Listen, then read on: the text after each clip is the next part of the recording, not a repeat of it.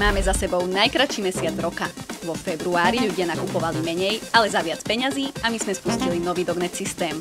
Ja som Zuzka a vy sledujete Minútku s Dognetom. Po novoročných výpredajoch pozorujeme pokles konverzií sprevádzaný nárastom priemernej hodnoty objednávky. Výnimkou je segment darčeky a papierníctvo s nárastom konverzií o 12% a segment erotika s nárastom o 2%.